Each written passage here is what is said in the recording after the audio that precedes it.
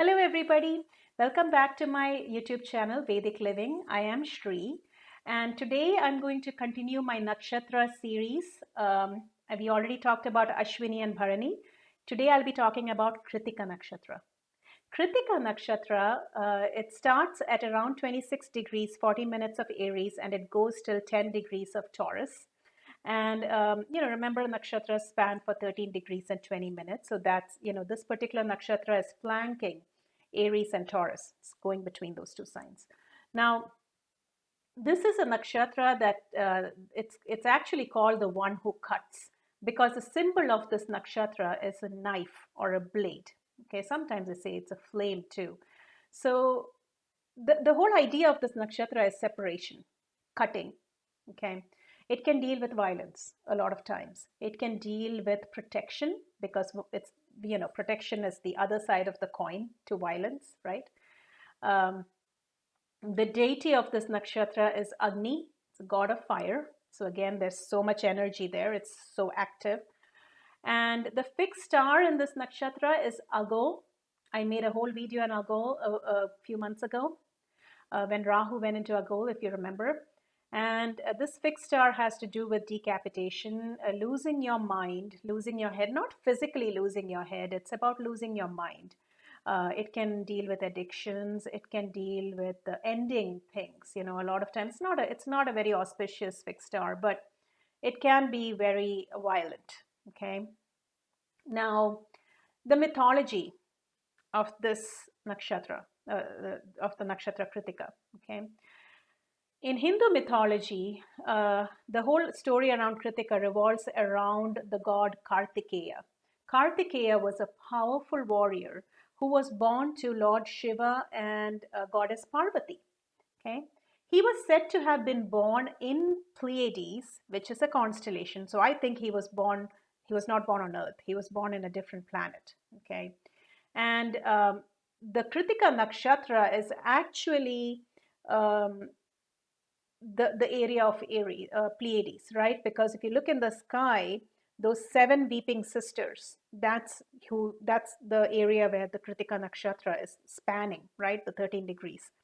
Now, Pleiades is called the seven weeping sisters, but in the story of Kartikeya, it's the six Kritikas, the Kritika goddesses, who reared him and nurtured him because he was born on their planet, right over there in Pleiades. He is said to have six heads because when the six sisters were taking care of him, he wanted to give each of them an opportunity to nurture him. So he had six heads. And as he grew up, he became a wonderful warrior, and he ended up being the leader of the Devas army, right? The gods army. He was a leader of that. Now, people with this nakshatra, if you think about the symbology of this nakshatra, they tend to sometimes raise children that are not their own. So just like the story of the Kritika sisters, who raised a child who was not their own, sometimes people with huge planets in this nakshatra, like sun or moon or something, they end up, marrying and having stepchildren, or they end up adopting children sometimes. That's kind of like a karmic thing in their life. Okay, so you'll see that a lot. They're very protective, because remember, the Kritikas were very protective of God Kartikeya, very stubborn. They sometimes have a short temper. So those are the things that you will see. Now, the Pleiades constellation, when you look at it in the night sky, of course, it was called the Seven Weeping Sisters. But when you look at it today, it's only the brightest stars are just six stars. You'd only see six stars. So these sisters were falsely accused of betraying their husbands, and they were not guilty. So they were, of course, very sad about the accusation. But like I said, even though they're called the seven weeping sisters, I think this was like 10,000 years ago when, there were actually seven stars were visible.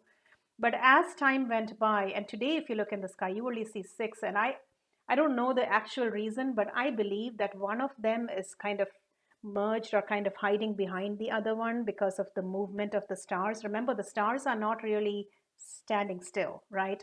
They do move. They move very little. They move like 1 degree every 72 years. So I think the movement has kind of caused one to move behind the other. So we only see six, could be the reason why.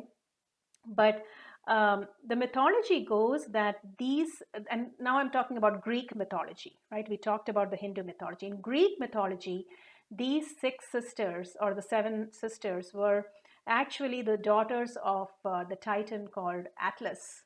Okay. And in order to kind of explain why, they're called the seven weeping sisters, but you only see six, the mythology goes that one of the sisters fell in love with a mortal and like a human, right? And she went into hiding. So that's kind of how they explain why there are only six stars. But I think the reason is because they moved, right? So one of them is hiding behind the other. Now, the actual stars in the Krittika Nakshatra, the Pleiades constellation is Alcyone, Atlas, Electra, Maya, Merope, Taygeta, and Pleione. Okay, these are the stars that you'll see.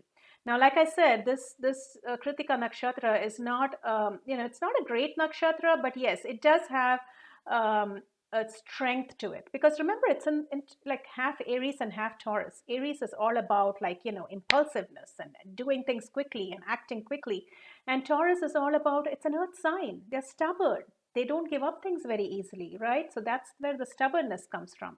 So that's what I wanted to tell you today about the Krittika Nakshatra, and I hope you like this video. Remember to go to my website, sign up for my free newsletter, News from the Cosmos. I do send out a newsletter every month with all the predictions for the coming month. Use the free chart calculator to look at your chart and connect what I'm talking about in my newsletter so you can see where your planets are moving and what that means for you. And I'll come back next week with the next nakshatra. Okay, thank you.